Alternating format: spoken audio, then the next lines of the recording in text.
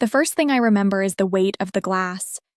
It was a champagne flute, cold against my fingers, and I hadn't taken a single sip. I was standing near a tall column at the edge of the room, close enough to hear the music, but far enough that no one felt the need to include me. The ballroom was expensive in a quiet way. Soft lighting, white flowers arranged so perfectly they looked unreal. A small jazz group played near the far wall, and the sound drifted through the room like it belonged there. This was my sister's engagement party. Maya stood near the center, moving from group to group with the ease of someone who knew exactly where to place her hands, when to smile, when to lean in. She made it look effortless, like she was born for rooms like this. I watched her for a moment, then looked down at the glass again. That's when my mother appeared beside me, close enough that her perfume hit first. "Don't hide over here," she said, already smiling as if she was being playful, but her eyes didn't match it. "Come meet Maya's future mother-in-law. She's been asking about you." The way she said it was familiar. Not cruel, exactly. More like a warning dressed up as a suggestion. I didn't argue. I just set my shoulders, adjusted my grip on the stem of the glass, and followed her.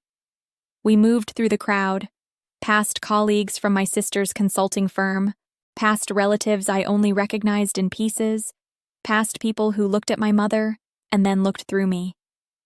We stopped near a long dessert display, where tiny pastries sat under soft spotlights like jewelry.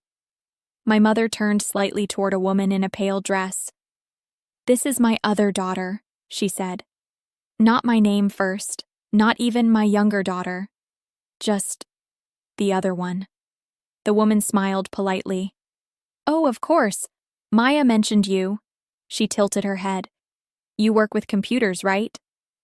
"Software architecture," I said quietly, not defensive, just correcting the label. "How nice," she replied, still smiling. "And you work from home mostly?" "Some days," I said. She nodded like that explained everything. "That must be convenient." Convenient. That word always showed up in conversations like this. It never meant convenient. I kept my face neutral. I'd practiced that for years. My sister materialized beside us like she'd been summoned by the sound of her own name.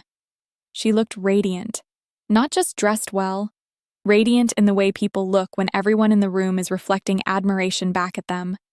Her ring caught the light as she lifted her hand, a diamond big enough that people didn't need to pretend not to stare. "There you are," she said to me, and squeezed my shoulder. It looked affectionate from a distance. Up close, it felt like placement, like she was putting me where she wanted me. "She's very independent," Maya said to the group, her voice warm and smooth. "She prefers working alone." Someone laughed softly, the sympathetic kind. Another woman, an aunt I barely recognized, added, "Some people just aren't built for corporate environments. Nothing wrong with that."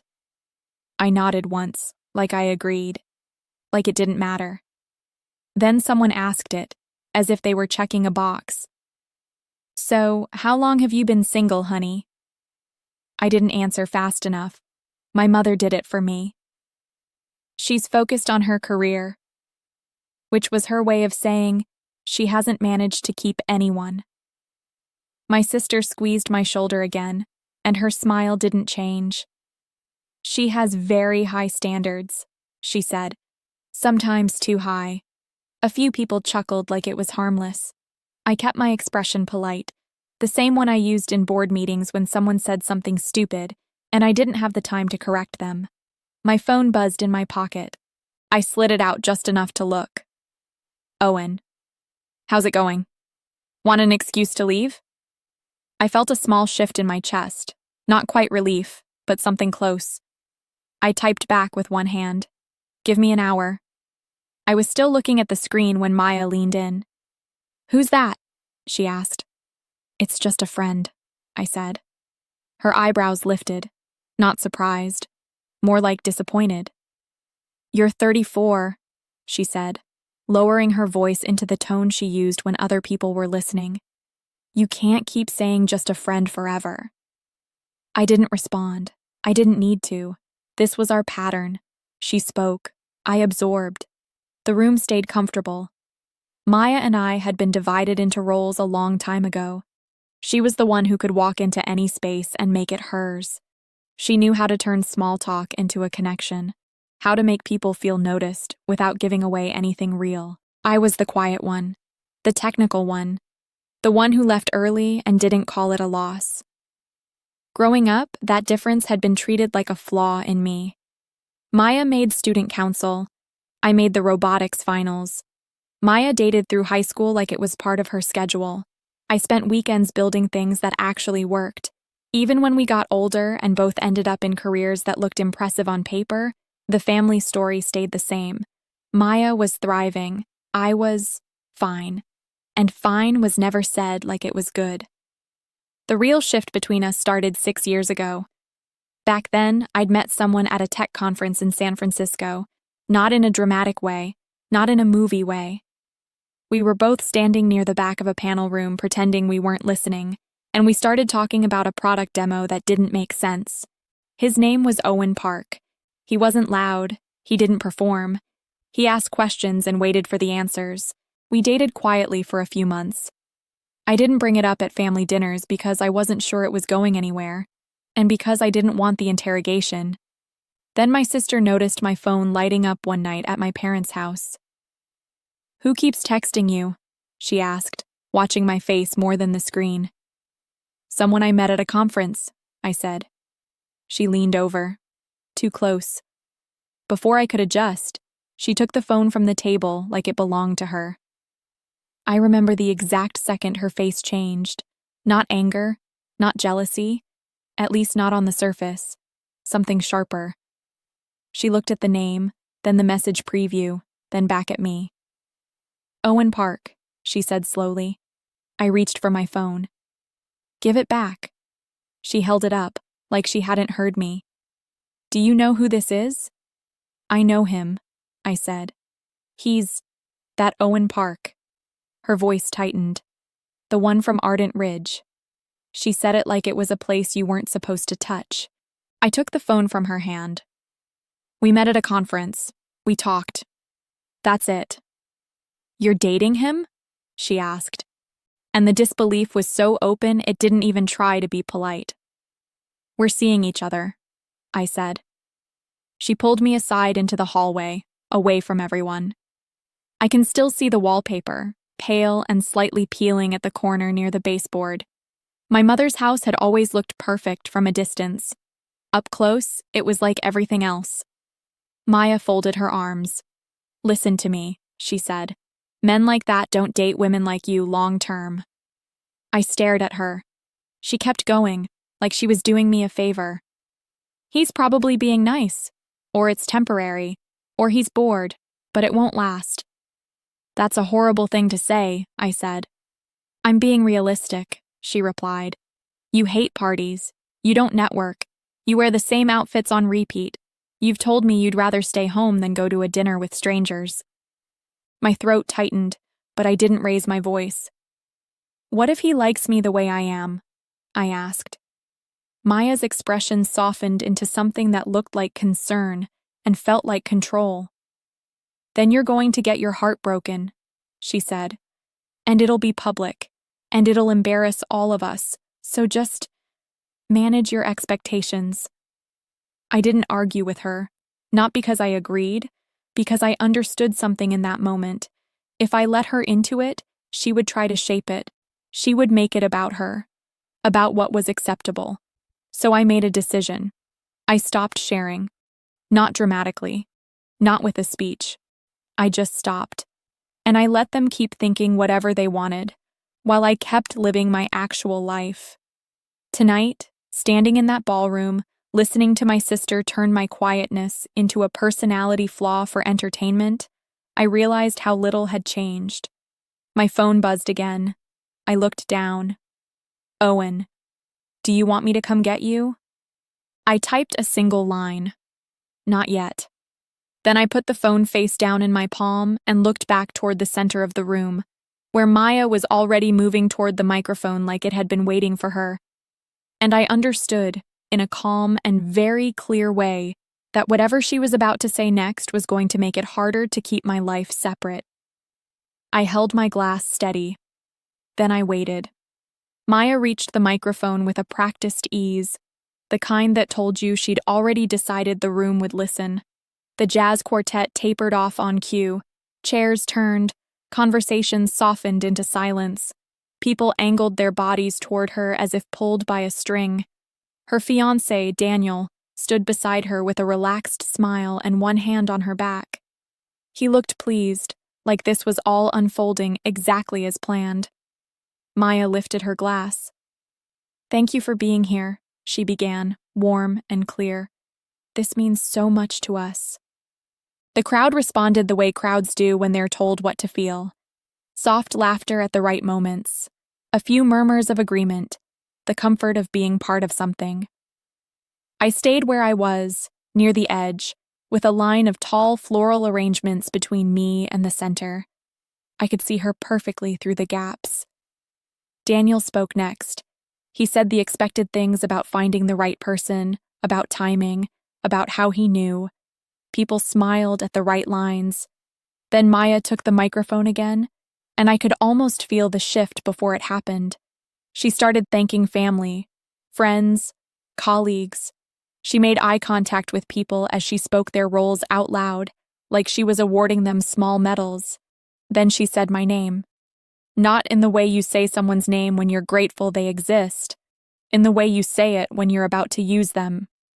"And of course," she said, "my sister, Claire." A few heads turned in my direction. People looked for me with mild curiosity, like I was a supporting character they hadn't met yet. Maya smiled wider. "Claire and I are very different," she said, as if that was charming. "She's brilliant, she really is. She's always been the one who can build things and solve problems, the technical mind." There were polite, approving sounds from people who didn't know what else to do with that information. Maya's tone stayed light. "She's always been very independent," she continued. "Very self-contained. She likes her quiet life, and I've learned to accept that." That last part landed in a way that wasn't accidental. I didn't move. I didn't change my expression. I kept my shoulders relaxed and my face neutral. Maya kept going, still smiling. "For years I tried to set her up," she said, and a few people laughed softly, already anticipating the joke. "I tried to introduce her to people, encourage her to put herself out there." She paused, just long enough for the room to lean in. "But I've realized something," she said, her voice dropping into that confiding tone that carried perfectly. "My sister might just be one of those people who's meant to be alone." The room made the small, sympathetic noises it had been trained to make. I felt my fingers tighten around the stem of the flute, just slightly, and then I loosened them again. Maya's expression softened, as if she was being kind. "She's particular," she added. "She's set in her ways. She can be difficult sometimes." That word again. A few people chuckled like it was gentle teasing. A few people looked toward me with pity, the kind that lets them feel generous without having to do anything. Then Maya looked straight in my direction, and it didn't matter whether she could fully see my eyes. The point was the gesture. "And honestly," she said, "I think you'll never find anyone, Claire." The room went still for half a beat, like they were checking if that was an acceptable thing to laugh at. Then Maya smiled again, quick and bright. "Not because you're not wonderful," she said. "You are, but because you won't compromise, you won't try, and I've made peace with that." There was applause, soft, pitying, polite, the kind people give when they think they're being supportive, but they're really just acknowledging someone's place in the hierarchy. I nodded once, like I accepted it. I stepped back into the edge of the room, letting the moment pass without giving it anything. No confrontation, no tight smile, no tremor. I simply turned away from the microphone as the crowd returned its attention to the couple. Then I took my phone out. I didn't type in a rush. I didn't do it dramatically. My hands were steady.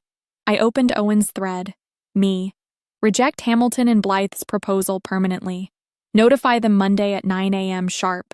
His reply came fast, like he'd been waiting. Owen. Done. Draft is ready. Want it sent now or scheduled? Me. Schedule it. Monday, 9 a.m. Owen. Okay, I love you. Get out of there when you can. I read that once, then locked my screen. The glass in my hand still hadn't been touched. I set it on a tray as I passed a server and picked up a bottle of water instead. The rest of the night continued like nothing happened. That's the strange part about public humiliation when it's delivered with a smile. People don't feel obligated to check on you. They assume you deserved it, or they assume you're fine because you didn't react. I spoke to Daniel's parents and asked the kind of questions that require no personal information. I complimented the flowers. I congratulated his sister. I listened to Maya's coworkers talk about synergy and transformation and said the correct amount of nothing. Every so often, I saw Maya across the room, laughing too loudly, her hand always drifting to the ring as if to remind people what mattered. At one point, I caught her watching me, and she looked almost satisfied. Like she'd finally said the thing she'd been holding in for years. Around midnight, the party thinned. People began collecting coats and gifts. The energy softened into exhaustion. I slipped out through a side hallway without announcing myself. In the parking structure below the hotel, the air smelled like concrete and cool exhaust. The lighting was flat and unforgiving. Owen was waiting by the elevator bank. Not in the car he usually drove to work, and not in something loud. Just a dark SUV we used when we wanted to move through the city without attention. He stepped toward me as the doors opened, and the first thing he did was look at my face. "How bad?" he asked quietly. I didn't answer right away. I got into the car and closed the door. The quiet inside felt like relief. Then I said it plainly. "She told 300 people I'm too difficult to ever find love," I said. And she made it sound like a kindness. Owen's jaw tightened, just once. "In her speech?" he asked. "Yes." He nodded, like he was filing it away. "The proposal rejection," he said, not as a question, more as a confirmation. "You're sure?" "I'm sure," I said. He exhaled slowly, then reached over and rested his hand on my knee for a moment, grounding and simple. "She's been telling everyone it's a sure thing," I added. "She's been building her whole promotion around it." Owen's eyes stayed on the road as he pulled out of the structure. "She shouldn't build her career on assumptions," he said.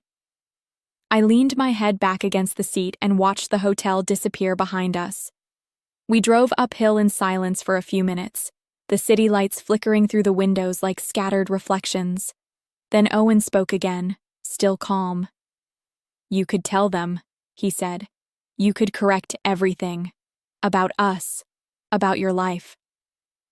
I didn't laugh, but I felt something like amusement, quiet and flat.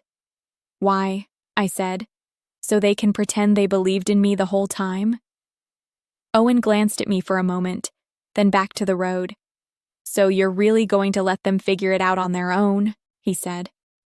I watched the streetlights pass in steady rhythm. "She didn't just say it," I said. "She wrapped it in pity. She made my supposed loneliness part of her celebration." Owen was quiet. Then he nodded once. "Okay," he said. "Then we do it clean. We do it on your timeline." We turned onto our street, the one my family didn't know existed for me. The house sat behind a gate, dark and still, a calm pocket above the city.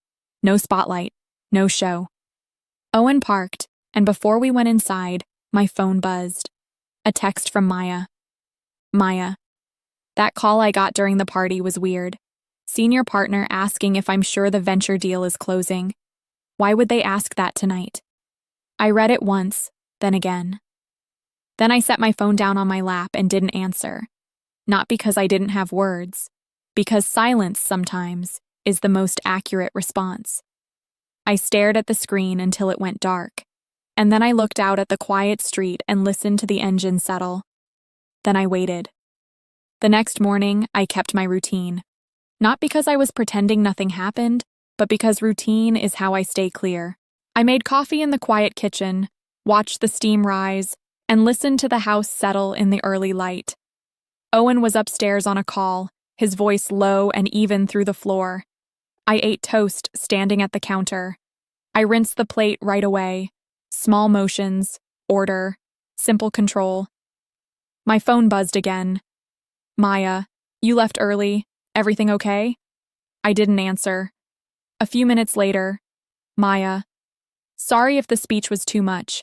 I just want you to be realistic about your life, you know? Stop waiting for some fantasy and accept what's actually possible for you. I stared at that message longer than I needed to. It wasn't the speech that bothered me the most. It was how easily she turned cruelty into concern, how cleanly she rewrote it for herself. I typed back one line, me. Congratulations again. I was tired. Have a good day. That was all. Polite, flat, no hooks. I set the phone down face up, then flipped it face down without thinking. It was an old habit, the kind you develop when you don't want the world to get inside your head. Around 10, Owen came downstairs and poured himself coffee. He looked rested in the way people look when they're used to pressure and sleep anyway. Any fallout yet? He asked. Text messages, I said. Nothing I'm responding to. He nodded. Your family brunch is today, he said, as if reading from a schedule. Yes, I said. Monthly obligation. He leaned against the counter, watching me with that quiet attention that always felt steady. Want me to come? He asked. Not right away, I said, but keep your afternoon flexible. He smiled once, small and private. Always, he said. I showered, got dressed in the same simple outfit I wore to those brunches. Dark jeans, plain sweater, nothing that read like money, nothing that would change how they saw me before they earned it. I drove my commuter car, the older one, not because we needed to hide, but because it kept the world consistent. The story they'd written didn't require updates from me. My parents' house looked the same as always, trimmed hedges, clean walkway, the kind of place where appearance mattered more than truth. When I walked in, my mother called my name from the kitchen like nothing had happened the night before. Claire, she said, fruit salad again? You're so reliable. Reliable was another word that sounded nice and meant something smaller. Maya was already there. She looked different in daylight. The confident glow from the party was gone. Her hair was still perfect, but her eyes were restless, darting to her phone every time it lit up. My father sat at the table with the financial section spread open in front of him, glasses low on his nose. My mother was arranging pastries on a plate like she was styling a photo. Maya sat with her phone in both hands as if it might bite. Morning, I said, and kissed my mother's cheek. Then my father's. Maya looked up, and her smile came slow. Hey, she said. It wasn't warm. It wasn't hostile. It was cautious. I set the fruit salad on the counter and took my usual seat. My mother started talking about the party, how beautiful it was, how everyone said Maya looked like a movie star. She went on for a while. Maya barely listened. Finally, Maya placed her phone on the table like she couldn't hold it anymore.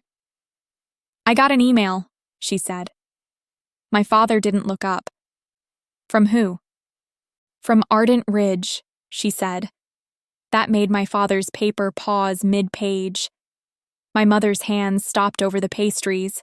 Maya swallowed once, and I saw her throat move. Our proposal was rejected, she said. Permanently. My mother blinked.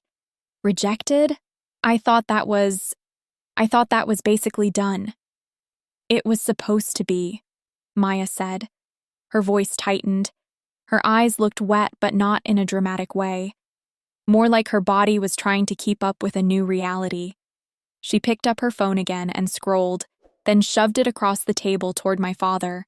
He put down the paper and leaned in to read. My mother leaned too, close enough that her perfume filled the space again. Maya's voice went faster. It's not just a rejection, she said. It says they have no interest in working with Hamilton and Blythe now or in the foreseeable future. That's not standard language. That's personal. My father frowned. Maybe they just didn't like the pitch. No, Maya said, sharp enough that the room quieted. I've been doing this for 12 years. I know when something is solid. This was solid. I kept my face neutral. I didn't comfort her. I didn't provoke her. I just waited. Maya looked up, and her eyes landed on me like she'd been circling the room for an exit and found none. Then she said it. Someone sabotaged this. No one responded right away. My mother's mouth opened slightly, then closed. My father's brow tightened. I tilted my head a fraction, calm. Why would anyone sabotage you? I asked. And why are you saying that out loud? Maya's eyes stayed on mine. Because the CEO signed it, she said. Personally. They don't do that for consulting declines. My phone buzzed in my pocket. I didn't check it yet. I already knew who it was. Maya leaned forward slightly, her hands flattening on the table as if she needed the surface to stay steady. Claire, she said, and for the first time all morning her voice had that familiar edge. You work in tech. I didn't react. Do you know anyone at Ardent Ridge? My mother looked at me quickly, like she was trying to read my answer before I spoke it. My father's eyes lifted from the email and fixed on my face. I let a second pass. Then I reached into my pocket and checked the buzz. Owen. Board call ended early. I can come by if you want. I typed back one word, yes. Then I set the phone down and looked at my sister. Why would it matter, I asked her, if I know anyone there? Maya's breathing changed, slightly faster. Because this happened exactly 24 hours after my engagement party, she said. Her voice rose on the last word, as if the party itself had become evidence. My mother flinched at the tone. Maya, she said, lower your voice. Maya didn't. She stared at me like she was trying to force a confession out of my face. You left right after my speech, she said, and now my biggest deal is dead. Permanently. So yes, Claire, it matters. My father cleared his throat once, uncomfortable. Maya, he said, that's a serious accusation. I'm asking a question, Maya insisted, but the way she said it wasn't a question. It was a charge. My mother looked at me with that helpless expression she used when she wanted peace and didn't care who paid for it. Claire, she said, do you know anyone at Ardent Ridge? I repeated it slowly, like I was testing how it sounded. Do I know anyone there? Maya's eyes didn't blink. I could feel the room waiting for me to deny it so they could all go back to their version of the world. I didn't deny it. Yes, I said. My mother exhaled hard. Maya leaned in immediately, her voice turning eager, urgent. Who? She said. Who do you know? Is it someone in IT? Someone in procurement? Someone who can tell us what happened? I kept my tone level. I know the founder, I said. Silence. My father's lips parted slightly. My mother's hand went to her chest without realizing it. Maya stared at me as if she'd misheard. The founder, she repeated. Slow. Yes, I said. Maya's eyes widened, and her voice dropped into a whisper that still carried. How? I didn't answer that yet. Instead, I picked up my phone and unlocked it. Not to show anything. Just to check the time. 11:42 a.m. Owen would be here soon. Maya leaned forward again, and the control in her voice started slipping. Claire, she said, if you can get me even one meeting, I can fix this. I can explain. This is my career. I looked at her. Really looked. Her hands were trembling now. She tried to hide it by clasping them together. She'd built her whole story on being the one who knew how the world worked, the one who handled people, the one who made things happen. And now she was looking at me like I was the last door left in a burning hallway. I kept my voice steady. No, I said. Maya blinked hard like she didn't understand the word. What do you mean, no? I mean no, I said again. My mother's eyes snapped to me. Claire, Don't be difficult. The word came out of her without effort. My father pressed his mouth into a line like he wanted to disappear. Maya's voice sharpened. Why? She demanded. Why would you do this? Why would you keep this from me? I didn't raise my voice. I didn't defend myself. I just stated the truth. I can't introduce you to my husband, I said. The silence that followed was complete. My mother's coffee cup stopped halfway to her mouth. My father's paper made a small rustling sound, then went still. Maya's face shifted through confusion so quickly it looked like panic. She stared at me. What did you say? She asked, barely audible. I didn't move.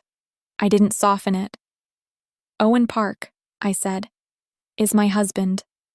Maya's eyes widened and her mouth opened slightly, then closed again. That's not funny, she whispered. I'm not joking, I said. I reached into my bag and pulled out my wallet. From the inner pocket, behind a few cards, I slid out a small folded photo. Not for drama, not for impact, because facts end debates faster than feelings. I unfolded it and placed it on the table. A simple courthouse picture. 2 people standing close. No ballroom, no flowers, just sunlight, a plain stone building, and us smiling like we were relieved. My mother reached for it with trembling fingers. My father didn't touch it at first. He just stared. Maya grabbed it last, and when she did, she turned it over like she expected a punchline on the back. This is real, she said, her voice cracking slightly. Yes, I said. When? My mother whispered. When did this happen? 4 years ago, I said. Late June. My father finally looked up at me, and his voice changed. You got married, he said, and you didn't tell us. I held his gaze. You were busy with Maya's promotion weekend, I said.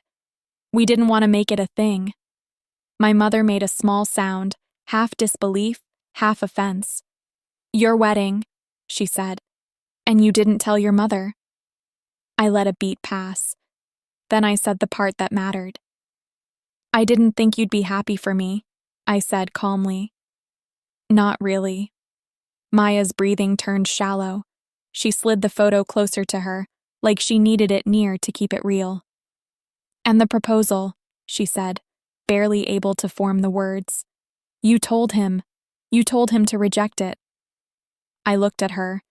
I didn't deny it. I didn't confess. I simply placed it where it belonged. I asked him to review it fairly, I said. He rejected it because it wasn't good enough. Maya's eyes flashed, sudden anger trying to save her from humiliation. That's a lie, she said. My proposal was excellent. I didn't argue. I didn't smirk. I nodded once like I'd heard her. Then I said the only part that was useful. It was overpriced, I said, and it didn't show any understanding of their strategy. Those are fixable problems, but they aren't fixable in a weekend brunch. My mother's face tightened. My father rubbed his forehead, slow and tired. Maya pushed her chair back with a harsh scrape, then sat again, as if her legs didn't know what to do. Outside, a car turned onto the street. A low engine sound, controlled and expensive, coming closer. I didn't look at the window right away. I looked down at my phone as it buzzed one more time. Owen. Here. Then I set the phone face down on the table, and I waited. The engine sound outside stopped. No one moved for a second. My mother stared at the photo like it might change. My father's hands stayed on the table, fingers spread, as if he needed to feel something solid. Maya's eyes kept flicking between me, the phone, and the window. I didn't stand right away. I let the silence do what it needed to do. Then I spoke, not louder, not sharper, just clearer. Before he comes in, I said, we're going to do this in order. Maya blinked. What? In order? I repeated, because this isn't a shouting match, and I'm not explaining my life to be approved. My mother's mouth tightened. Claire, don't. I looked at her. She stopped. I could see the impulse in her, the reflex to manage the room, to smooth things over. but this room didn't belong to her anymore. I folded my hands loosely in front of me. Step 1, I said. We separate two things, business and family. Maya let out a short, frustrated breath. That's convenient. I didn't react to the word. Ardent Ridge's decision, I continued, was business. It was based on the proposal, the pricing, the methodology, the lack of fit. You can argue that all day, but you can't change it by pointing at me. Maya leaned forward. It happened the morning after my engagement party. That's timing, I said, not proof. My father's eyes stayed on me now, not angry, exactly. More like he was trying to catch up to a version of me he hadn't allowed himself to see. My mother swallowed. Step 2, she said, repeating my structure as if testing it. What's step 2? I nodded once. Step 2 is this, I said. You don't get to pretend last night didn't happen. Maya's face flushed. I already said I didn't mean it like that. I kept my voice level. You meant it the way it landed, I said. You said it into a microphone. You paused for the room's reaction. You watched them applaud. Maya opened her mouth. I raised a hand slightly, not aggressive, just a boundary. Step 3, I said. We talk about the only question you actually asked. Why I didn't tell you. My mother's eyes shifted. Yes, she said quickly, grateful for a topic that didn't feel like an explosion. Why? Maya's hands were clenched now, knuckles pale. She looked like she was bracing for a verdict. I didn't give her one. I gave her a timeline. 4 years ago, I said, Owen and I got married. Courthouse, small, no guest list, no spectacle. My father's jaw moved once, like he was chewing on the idea.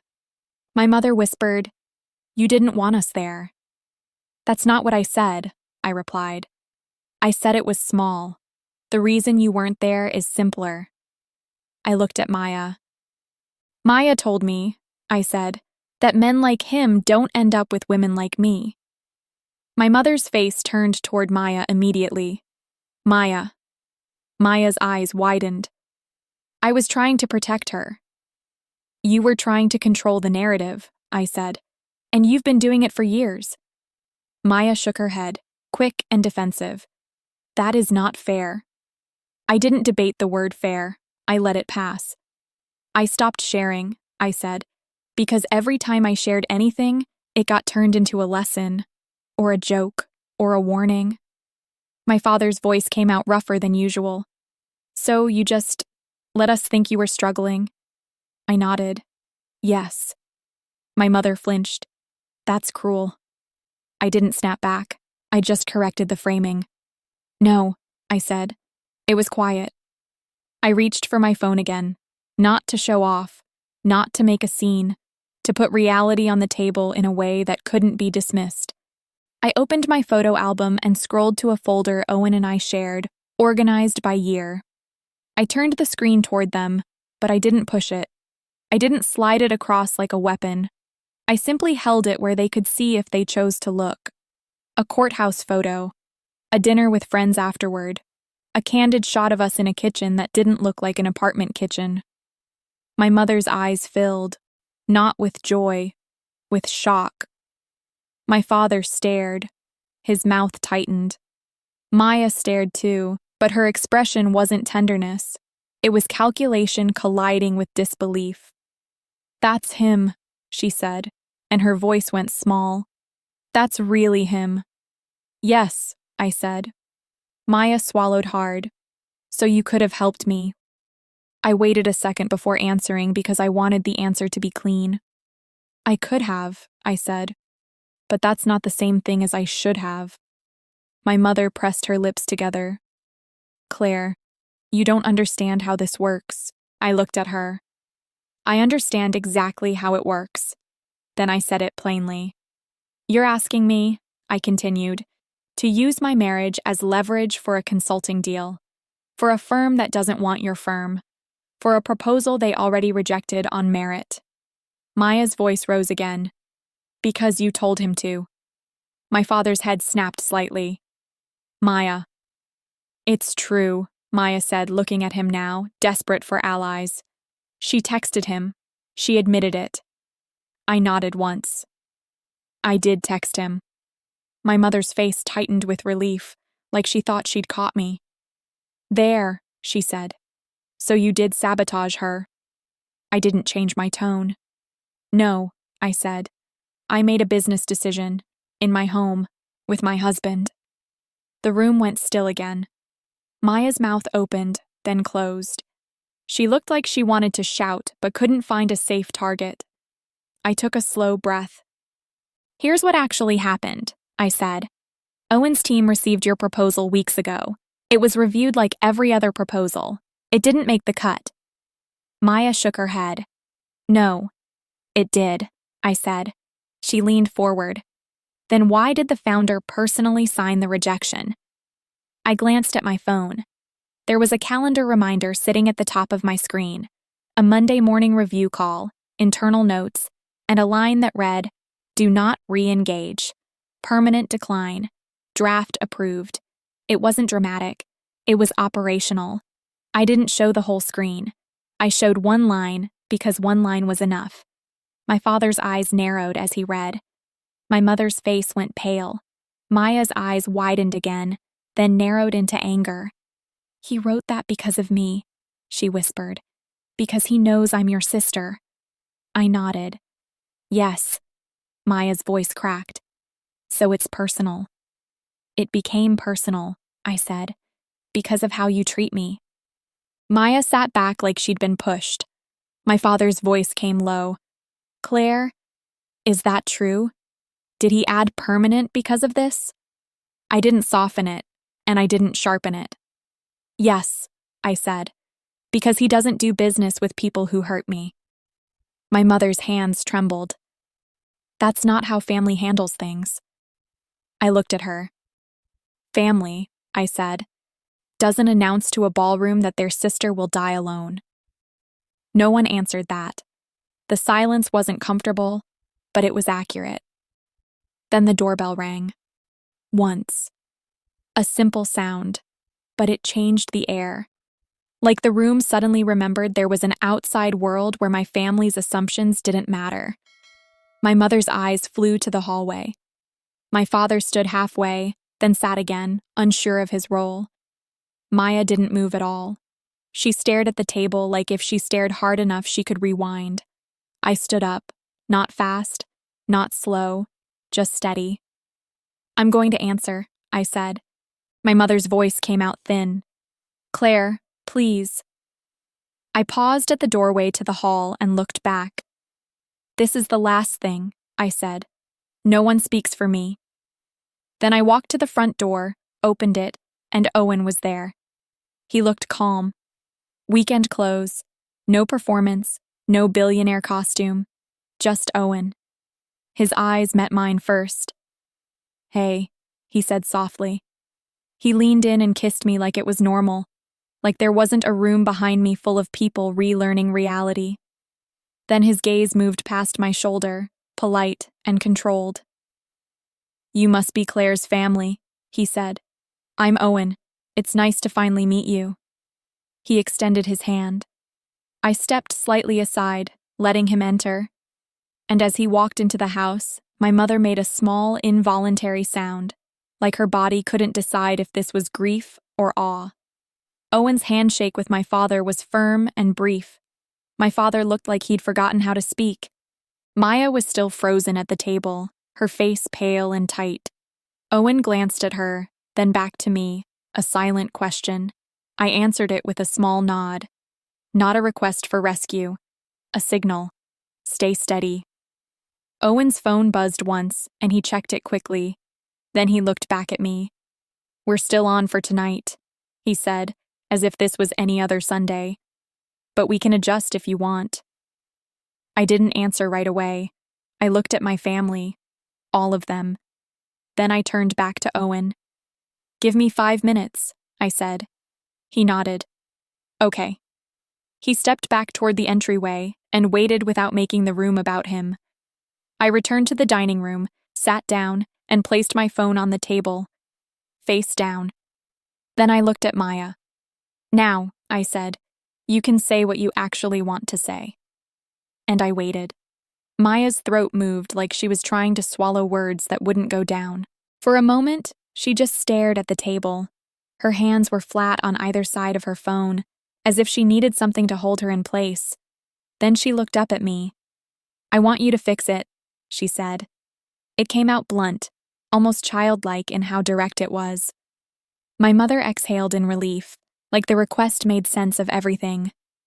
Yes, she said quickly. Claire, please, this is your sister. My father didn't speak. He watched Maya. Then he watched me. His face looked older than it had an hour ago. I didn't react to the word sister. I didn't react to the urgency. I just answered the actual request. No, I said. Maya's eyes flashed. No, after you did this. I didn't do this, I said calmly. Your proposal did this. She shook her head hard. You texted him. You told him to reject it permanently. I told him to finalize the decision he already made, I said. There's a difference. Maya's voice rose. That's a technicality. It's not, I said. It's the entire point. My mother's hands tightened around her coffee mug. Claire, you're being stubborn. I looked at her, and my voice stayed even. I'm being consistent, I said. You're used to calling it stubborn when you don't like the boundary. My mother flinched. She didn't argue back, but her eyes shifted away. Maya leaned forward, and now her urgency had turned into something sharper. You kept this from us for years, she said. You lied. You showed up in old clothes and drove that car and acted like you were barely getting by. I didn't lie, I said. I just didn't correct your assumptions. That's lying, Maya snapped. No, I said. Lying is when someone asks you a question and you invent an answer. You didn't ask.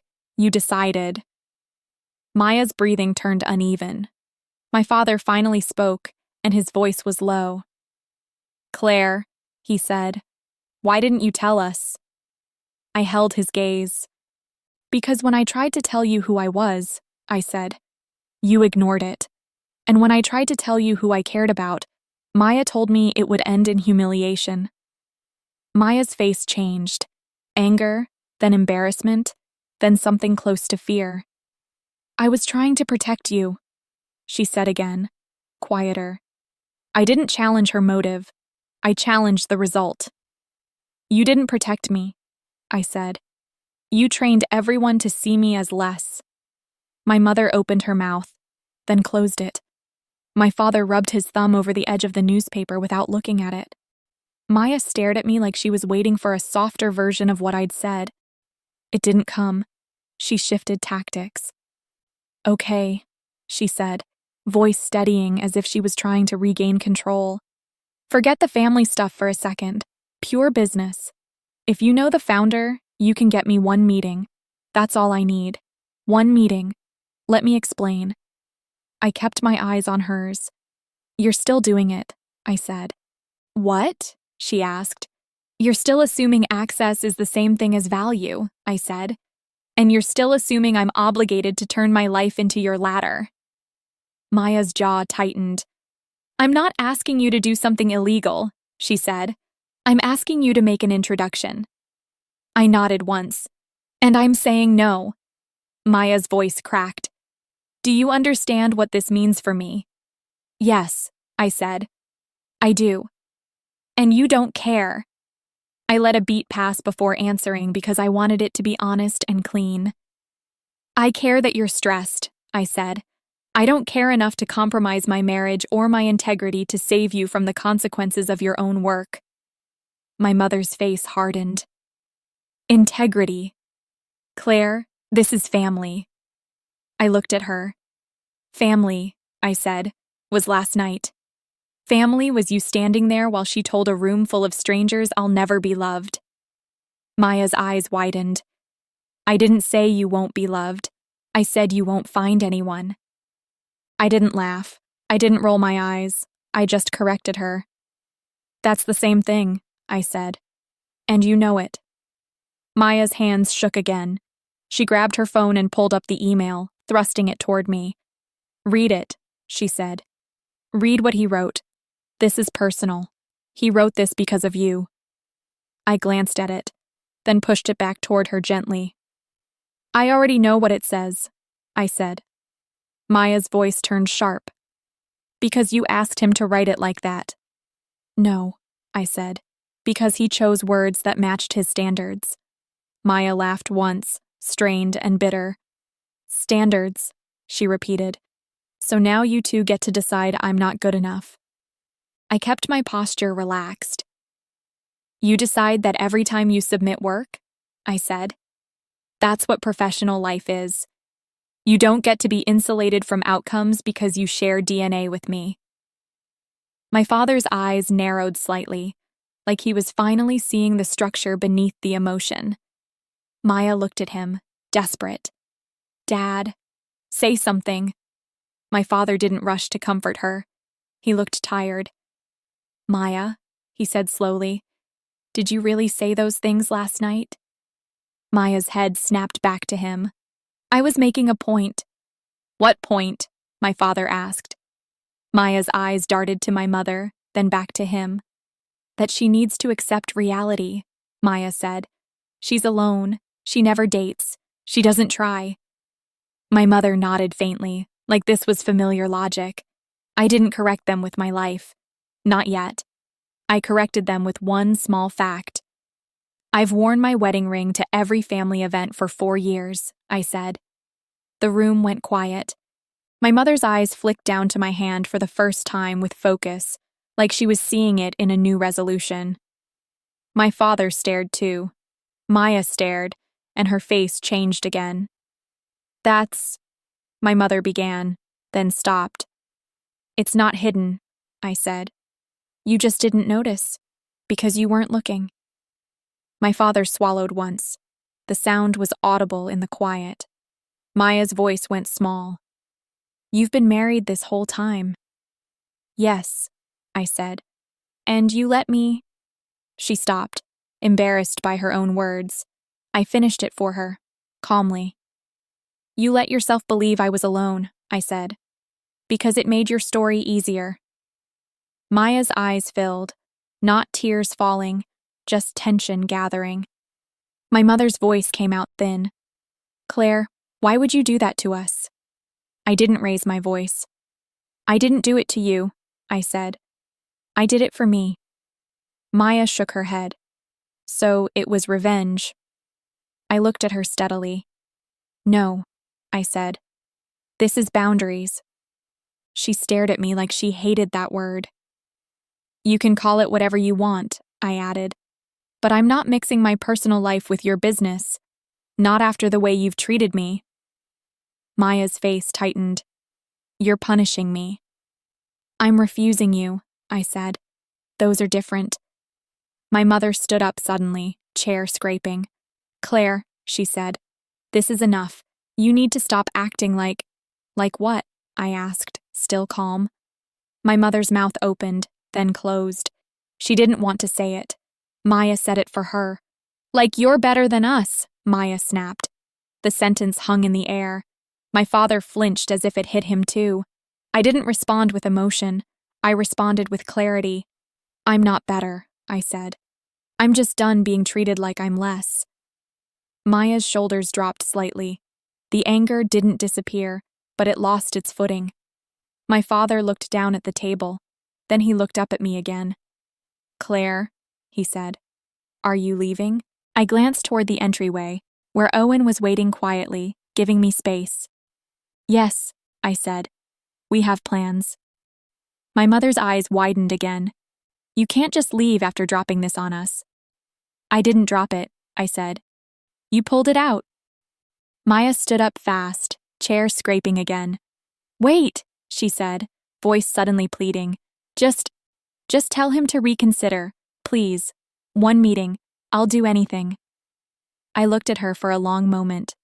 Not with satisfaction, not with anger, just with the calm of someone making a decision based on rules. "No," I said again. "And here's the rule." Maya stilled. If you ever use my life as a punchline again, I said, I won't be in your life at all. No brunches, no holidays, nothing. My mother's face tightened. Claire, I held up a hand slightly. I'm not negotiating, I said. I'm informing you. Maya's eyes widened, then her gaze dropped. She looked smaller, not because she'd been defeated, but because her usual tools weren't working. I stood, picked up my bag, and slid my phone into my pocket. Then I walked toward the entryway. Owen looked up immediately. Ready? He asked. I nodded. Yes. He opened the door for me without saying anything to them yet. I stepped out, and the air outside felt cooler, cleaner. Behind me, I heard my mother's voice, strained. Claire, please call us tonight. I didn't answer.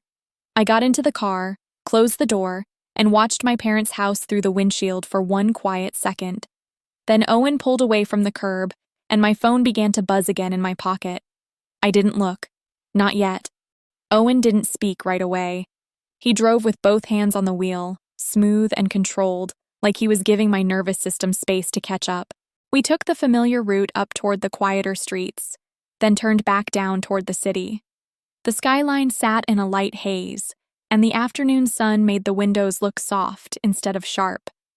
My phone kept buzzing in my pocket. I waited until we were 2 blocks away before I pulled it out.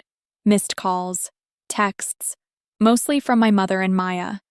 A few from cousins I hadn't spoken to in years, people who only ever reached out around holidays. I didn't open any of them. I put the phone face down on my thigh and watched the road. Owen glanced at me once. Do you want me to say anything to them? He asked. Not today, I said. He nodded. Simple. Okay, he said. Then today stays clean.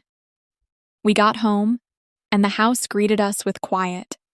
No voices, no performance. Just the faint hum of the refrigerator and the sound of the gate closing behind us. I went straight to the kitchen and poured water. I drank it slowly, like it was medication. Owen loosened his watch and set it on the counter, then opened his laptop at the end of the table. He didn't ask permission. He didn't assume control. He just moved with the ease of someone who had done this with me before. You asked me to schedule the rejection email, he said, eyes on the screen. It's set for Monday, 9 a.m. Eastern. I nodded. He turned the laptop slightly so I could see without leaning. The email was already drafted, clean and short, the kind of message that shuts a door without making a show of it. Subject line, Hamilton and Blythe proposal review. Body, a polite decline, a permanent no, and language that made it clear there would be no follow-up meeting, no reconsideration, no re-entry. At the bottom, his name. Not a signature that bragged, just a name that meant the conversation was over. I didn't feel satisfaction reading it. I felt closure. Owen watched my face carefully. Still what you want? He asked. Yes, I said. He clicked once, then again, and the email was scheduled. Done. Then he closed the laptop, like he was closing that chapter for the day. You did the right thing, he said quietly. I didn't answer with emotion. I answered with accuracy.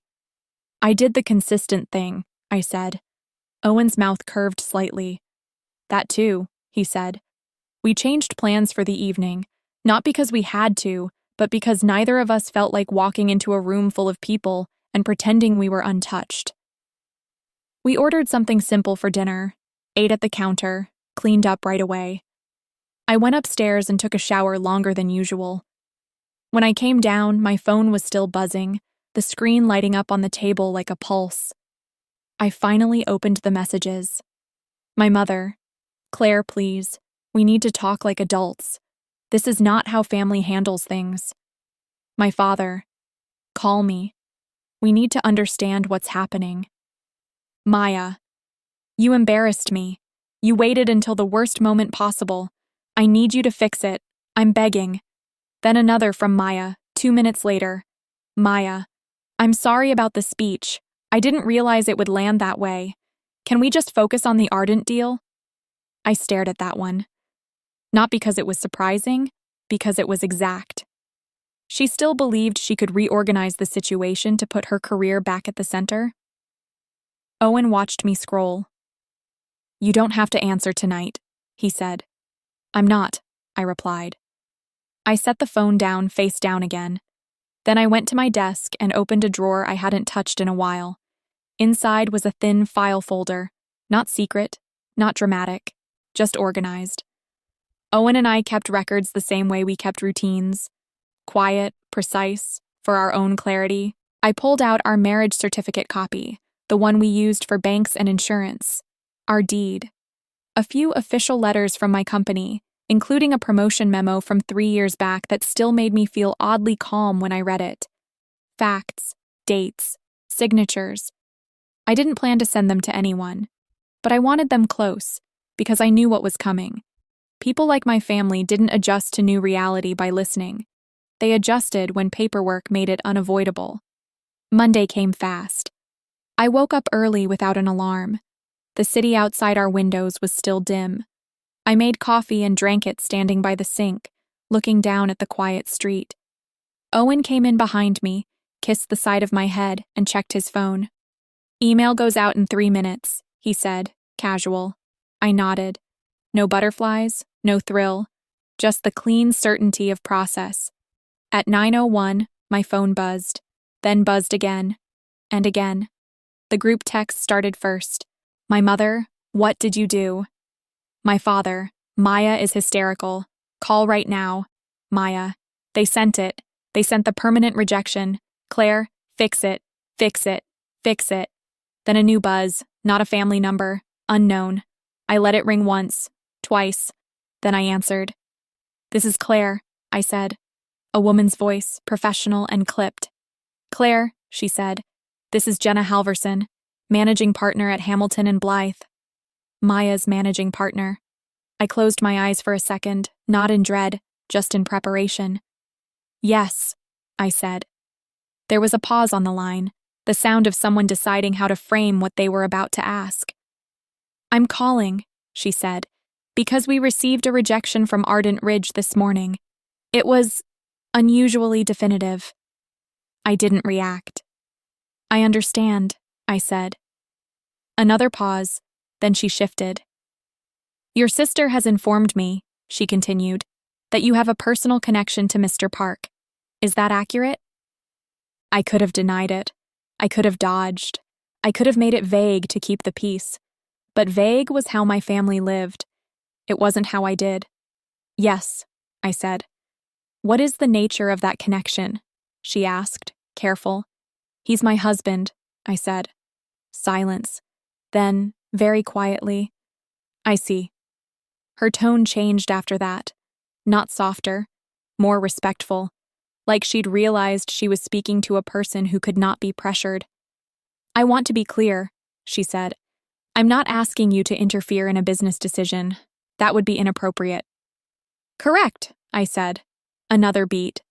"I am asking," she said, "if there's anything we should understand about why they chose permanent language. They typically don't close doors that firmly unless there's a conduct issue." I heard the word conduct and understood exactly what she was trying to do.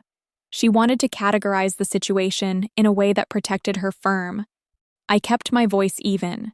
"I didn't request permanent language," I said. "I requested a fair review. The proposal failed on merit. The permanent language reflects their preference not to re-engage after my sister made our personal relationship relevant in a professional context." Jenna exhaled slowly. "So she attempted to use the relationship," she said. "Yes," I said. "And you declined," she said. "Yes," I repeated. There was a pause, then her voice went crisp. "Understood," she said. "Thank you for your clarity." She hesitated, then added, "For what it's worth, I'm sorry you were pulled into this." "Thank you," I said. Then she ended the call. I set my phone down carefully on the counter. Owen was watching me from the table, his expression steady. "That was her managing partner," I said. He nodded. "How bad?" "She wasn't calling to negotiate," I said. "She was calling to document." Owen's mouth tightened once. So Maya's not getting what she thinks she's getting. No, I said. My phone buzzed again. Maya calling. I didn't pick up. It buzzed again. Then my father, then my mother, then Maya again. I let it all happen without moving. Silence was still a choice. After the fifth call, I opened my messages and typed one line into the family thread. Me. I'm not discussing this by phone today. I'm available for coffee on Friday at 10:30, 1 hour. If you want to talk, we'll do it calmly. I hit send. Then I set the phone down and walked to the living room window. Outside, the street looked the same. People walked dogs. A delivery truck stopped at the corner. The world continued, indifferent and steady. Owen came up behind me. You set the terms, he said. Yes, I replied. He rested his hand lightly on my shoulder. What do you think they'll do? He asked. I watched a man fold a newspaper under his arm as he crossed the street. They'll panic first, I said. Then they'll rewrite. Then they'll want a meeting. Owen nodded like he'd expected that. And you? He asked. What do you want? I didn't answer immediately. I knew what I didn't want. I didn't want apologies that only existed because they'd discovered I was successful by their standards. I didn't want sudden interest that felt like curiosity about a house and a name. I didn't want to become useful only after I'd become impressive. I want respect that doesn't depend on who I married, I said. Owen's hand squeezed once, gentle. Okay, he said. Then we hold that line. My phone buzzed one more time. A text from Maya, finally not in all caps. Maya, coffee Friday. Please, I need to understand. I'm sorry. Just, please. I read it once. Then I put the phone face down, and I walked back to the kitchen, rinsed my mug, and set it in the drying rack. One small task finished completely. Friday morning, I left the house a little earlier than I needed to, not to make a point, just to arrive settled. The air was cool and clean, and the city felt quieter than it usually did at that hour. I drove down the hill with the windows cracked slightly, letting the sound of traffic stay distant. At the coffee shop, I chose a small table near the side wall, not in the middle, somewhere I could see the door without feeling like I was on display. I ordered a plain latte. I sat down. I put my phone face down on the table, and I waited. My parents arrived first. They walked in slowly, like they weren't sure what version of me they were meeting. My mother's shoulders were tense. My father looked tired in a way that wasn't about sleep. They sat across from me. No hugs, no forced warmth, just a cautious pause. My mother spoke first. We owe you an apology, she said. I didn't nod. I didn't reward the sentence. I just asked the question that mattered. For what, specifically? I said. My mother blinked, then looked down at her hands. For assuming, she said. For treating you like you were less. For letting Maya do it too. My father cleared his throat. For not noticing, he added quietly. For not asking you about your life, for acting like your silence meant you had nothing worth hearing. I held his gaze. That's closer, I said. My mother's eyes filled slightly, but her voice stayed controlled. We thought you were struggling, she said. You drove that car. You wore the same simple clothes. You never talked about anything big. I didn't argue, I corrected. I stopped talking because every time I tried, I said, the conversation turned into Maya, or into what was wrong with me. My father's jaw tightened. We did that, he said. Yes, I replied. My mother swallowed. And the wedding, she said. We missed your wedding. I let a beat pass. You would have come, I said, but you would have spent the whole time wondering why someone like Owen was marrying someone like me. My mother didn't answer right away. Her silence was an answer. My father rubbed his forehead. I hate that you're right, he said. I took a sip of coffee. It was too hot. I set it back down. I'm not here to punish you, I said. I'm here to make the conditions clear. My mother looked up. Conditions. Yes, I said. If you want me in your life, you treat me with respect without needing my life to impress you. You use my name, you ask questions, you listen to the answers, and you do not allow Maya to make me small to make herself feel safe. My father nodded once, slow. We can do that, he said. My mother nodded too, but she looked uncertain, like she was realizing respect would require effort, not emotion. Then Maya walked in. She stood just inside the door for a moment, scanning the room until she saw us. She looked different than she had at brunch, not polished in a celebratory way, just real, tired, but present. She approached the table carefully, like she was entering a space with rules she didn't control. She didn't sit right away. She looked at me. Can I? She asked. I nodded toward the chair. She sat down slowly. For a few seconds, none of us spoke. Then Maya said, I'm not making managing partner this year. I didn't react. I didn't say I'm sorry. I didn't say good. I just waited. Maya's hands were wrapped around her cup like she needed something to do. The Ardent Ridge deal, she said. It ruined my momentum. I let her finish. She took a breath.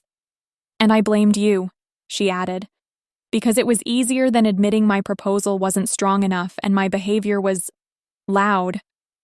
My mother shifted in her seat. My father stared into his coffee. Maya's eyes stayed on mine. I'm sorry, she said. Not the polite kind, not the kind where I want something right after. I'm sorry because I used you. I didn't answer quickly. This was the part people always wanted to rush, the part where everything gets fixed because the correct words were spoken. I didn't rush. What exactly are you sorry for? I asked. Maya's face tightened, and I could see her trying to stay with the question instead of escaping into generalities. For making you the contrast, she said. For needing you to be the sister who didn't have what I had, so I could feel like I was winning. My mother's eyes widened slightly, as if hearing it stated that plainly made it impossible to deny. Maya's voice stayed quiet. For saying those things at the party, she continued. For putting you on a microphone like you were a lesson for the room. I watched her for a long moment. Then I nodded once.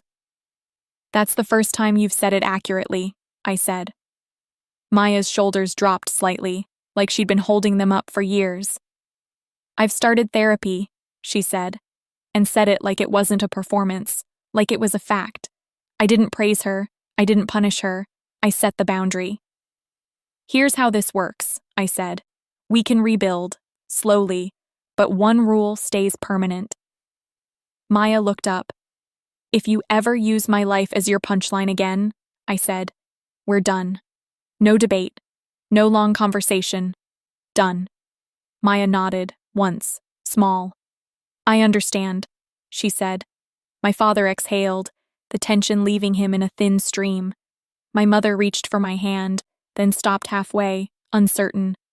I let her stop. We stayed there for a while after that, talking in a way we hadn't in years. Not about status, not about who was impressive, about practical things. My mother asked what I actually did at work, not the vague version, the real one. My father asked about the house, not the price, the design, the choices. Maya asked about Owen, carefully, not as a trophy, as a person. I answered without showing off, just truth, calmly delivered. When the hour was up, I stood. I'm going, I said. My mother stood too. Thank you, she said, and it sounded real. My father nodded. We'll do better, he said. Maya hesitated, then said, I'll do better too. I didn't promise anything back. Promises can be cheap. I'll watch what you do, I said. That's how trust comes back. Then I left. That afternoon, I went home and did ordinary things on purpose. I changed into soft clothes. I cleared the mail from the counter. I wiped down the kitchen surfaces until they were clean and dry. I watered the plants. I folded a load of laundry and put it away immediately instead of leaving it on a chair. Owen came in while I was stacking plates in the cabinet. He didn't ask for a dramatic recap. He kissed me once, then looked at my face. "How was it?" he asked. "Cleaner," I said. "Not perfect, but cleaner." He nodded. "That's good," he said. We ate dinner at home, simple and quiet. After, I made tea and sat by the window while the city shifted into evening. The lights turned on gradually, one apartment at a time, like a slow signal. My phone buzzed once. A message from Maya. "Maya, thank you for meeting. I know it doesn't fix everything. I'm going to keep working on it." I read it, then set the phone down face down. Then I did nothing for a while, which felt like its own kind of order. A few days later, someone else reached out. Not Maya. My cousin Lena, the one who always stayed quiet at family gatherings, the one who used to slip away early like I did. She texted me late at night. "Lena, can I ask you something private? I think I'm being used at work the way Maya used you. I don't know how to stop it without blowing up my life." I stared at that message for a long time. Not because I didn't know what to say, because I knew exactly what it feels like when people only treat you well when you're useful and punish you when you set a boundary. I typed back one line. "Me. Yes, we can talk. Tomorrow." Then I put the phone down and went back to my tea. That was the thing I carried forward from all of it. Not revenge, not victory. Just a clearer sense of what I will and will not allow. If you made it to the end, thank you for spending this time with me. If you want more real stories told calmly, like this one, tap like and subscribe. And tell me in the comments which city you're watching from and what time it is for you right now. 2 popular stories are coming up next, and I'll see you there.